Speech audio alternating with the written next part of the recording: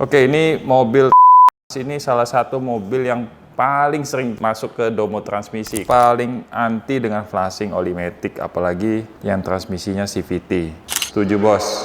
Jadi kalau mau ganti filter utama maticnya itu harus turun transmisi. Sayang sekali bos. Kita sepakat ya, memang flashing itu nggak dilakukan. Kenapa?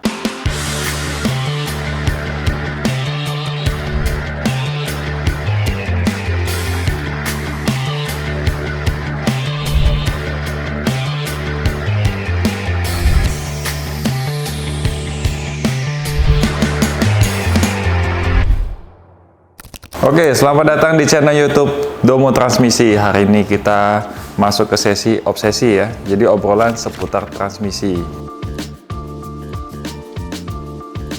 Ini obsesi udah sampai yang ke-11 aja ini.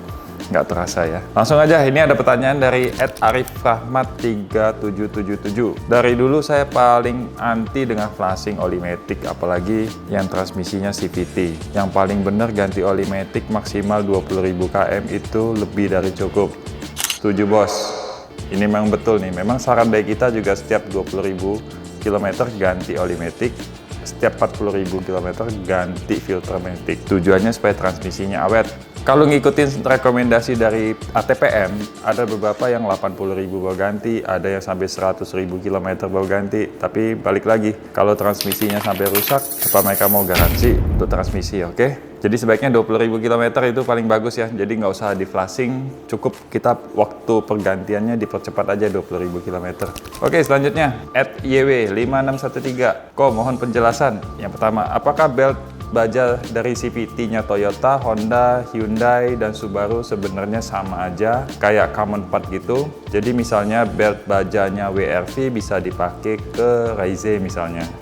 Ini kalau menurut kita itu enggak ya. Memang pabrikan ATPM, transmisinya boleh beli dari vendor lain, contohnya misalnya Jatco atau Aisin. Tapi beda kode transmisi, ukuran beltnya pun beda. Jadi nggak bisa dipakai. Misalnya contohnya di sini pertanyaannya WRV bisa dipakai ke Raize, itu nggak bisa. Beda mungkin ukurannya ya, karena ukuran pulinya juga beda. Oke, yang kedua, buat yang suka VW, Sirocco, dan Golf, pengen punya tapi takut DCT-nya udah rusak. Apakah bisa di overhaul atau di servis di domo transmisi? Matur suwun. Oke, buat pertanyaan kedua, ini VW Sirocco sama Golf, ini transmisinya kan DCT. Kalau untuk penggantian part koplingnya itu bisa, karena DCT itu kan dia ganjil untuk gigi ganjil, genap kopling untuk gigi genap. Tapi kalau sampai kena TCM-nya repot. Kita harus coding dan harus cari TCM-nya. Tapi kalau ditanya overhaul atau service, bisa aja. Selanjutnya, @Irfan Maulana Muhammad 9110. Mau nanya, matic konvensional Toyota Rush Konde tahun 2017 setiap lepas gigi dari D ke N atau R ke N dan juga R ke P, RPM selalu naik di 1200 sampai 1500 dari posisi idle biasa yang 900-an. Tapi tidak terjadi jika masuk ke gigi D atau R. Kira-kira seperti itu normal atau enggak ya? Oke, ini mobil Toyota Rush ini salah satu mobil yang paling sering masuk ke domo transmisi karena transmisinya bermasalah. Jadi memang untuk mobil Rush itu sama Avanza itu mereka ada ISC. ISC-nya mungkin karena kotor makanya idle-nya kadang nggak stabil. Posisinya kadang naik 1000, 1500, 1200. Idle-nya memang harusnya kalau kita posisi mesin udah panas, dia idle-nya tuh di 900-an. Walaupun kita dari D pindah ke N, harusnya dia tetap di angka segitu. Tapi kalau tiba-tiba bisa naik sampai 1500, boleh dicek ISC-nya dulu. Idle Stability Control, karena biasa kendalanya di situ. Oke, next. Pertanyaan dari @Ahmad Nur Yuhdi 7514. Alhamdulillah waktu itu Mekanik Auto 2000 ngelarang saya flashing. Saya awalnya bingung kenapa, padahal kalau awamnya saya flashing lebih bagus. Persis yang ada di video. Nah, ini mungkin maksudnya video yang kemarin kita overhaul Pajero ya. Itu jadi dia habis di flashing, jalan 1 minggu, maticnya hanya bisa jalan di gigi 1. Video yang kemarin itu ya. Mobil kalau digas bisa ngerem sendiri. Tuh, resikonya begitu, lebih baik rutin ganti oli maticnya. Nah, ini untuk @Ahmad Nur Yuhdi ini memang kita sepakat ya, memang flashing itu nggak dilakukan. Kenapa? Takutnya ada seal-seal yang udah nggak kuat, nahan dari pressure dari mesin flashing, itu nanti akibatnya bisa sobek. Contohnya kayak di video yang kemarin yang Pajero itu itu overhaul, sealnya udah pada sobek semua. Efek dari flashing oli matic. Next, pertanyaan dari Rizik 4939. Min, apakah dengan memanaskan mobil, bensin juga berpengaruh seperti berkurang sedikit demi sedikit atau tidak sama sekali? Soalnya banyak yang bilang begitu, tapi entah fakta atau mitos. Namanya mesin kalau dihidupin pasti konsumsi bahan bakar tetap ada. Kali kita starter aja itu udah ada semprotan dari injektor bahan bakar ya kan? Otomatis bensin tetap ada kepakai, walaupun jumlahnya nggak banyak waktu kita jalan misalnya. Oke? Pertanyaan selanjutnya, @catur 4702. Mohon infonya untuk Honda CR-V Gen 4 2012 sampai 2017. Transmisinya masih AT atau sudah CVT? Oke, jadi CR-V Gen 4 itu masih AT. CR-V dari Gen pertama, 1, Gen 2, Gen 3 yang bentuknya kayak kodok, Gen 4 yang terakhir, itu transmisinya masih AT semua. Setelah CR-V Turbo itu baru CVT. Next, pertanyaan dari @yoyo Budi Saputra. Flashing matic itu apa? Flashing matic itu apa? Flashing matic itu apa? Flashing itu proses penggantian oli matic tapi menggunakan alat. Jadi alat itu ada dua, satu untuk untuk dorong oli masuk, satu lagi untuk sedot oli yang lama.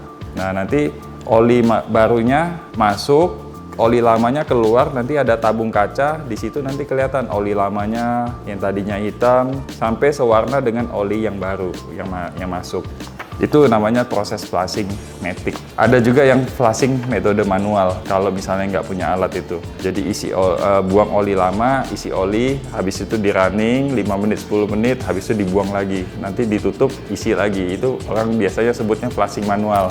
Next, pertanyaan dari Bustanul Arifin 2927. Halo Domo. Kendaraan saya Honda City VTEC GD8 2008. Saya punya keluhan transmisinya delay. Waktu N ke D atau N ke R itu solusinya gimana? Solusinya, bawa dulu ke bengkel, dicek dulu, di-scan dulu. Siapa tahu ada masalah di elektrikal, di solenoid biasanya terutama Honda. Itu dicek dulu, dipastiin kalau solenoidnya aman, ya kemungkinan karena faktor usia, bisa jadi karena seal-sealnya udah mengeras ya kan. Cuma kurang bagusnya transmisi mobil ini itu semua ada di dalam transmisi. Body valve-nya ada di dalam, kita mau bersihin nggak bisa, harus turun transmisi. Filter matic yang utamanya, yang gedenya itu juga ada di dalam transmisi.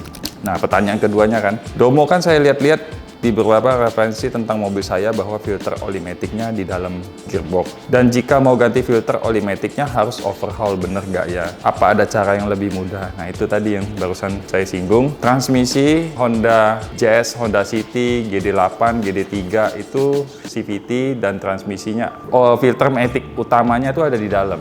Body valve-nya pun ada di dalam. Jadi kalau mau ganti filter utama matic-nya itu harus turun transmisi. Sayang sekali bos. Tapi dia ada filter satu lagi, filter kecil. Itu posisinya di luar. Itu yang mungkin bisa diganti. Oke, pertanyaan terakhir.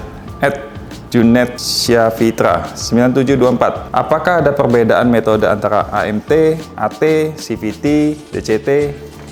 Jelas ada perbedaannya, oke? Singkat aja, AT itu ada rasio gigi, ada rasio gear, koplingnya kopling basah, sedangkan CVT mengandalkan belt dan pulley primary secondary. AMT itu transmisi manual yang dimetikkan, oke, ada TCM-nya. Begitu juga dengan DCT, transmisinya manual yang dimetikkan, tapi bedanya giginya yang ganjil ketemu dengan koplingnya ganjil, khusus ganjil, yang genep khusus genep. Itu ada di video kita, nanti disimak aja di videonya. Oke, itu aja untuk obsesi yang ke-11 kali ini.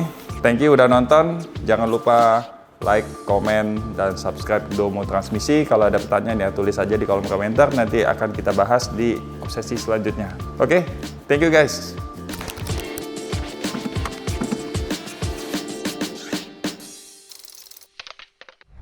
Domo Transmisi, running smooth. Idle Stability Control, oke?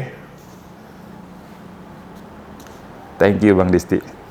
Sudah diperjelas ISC itu apa. Oke, next.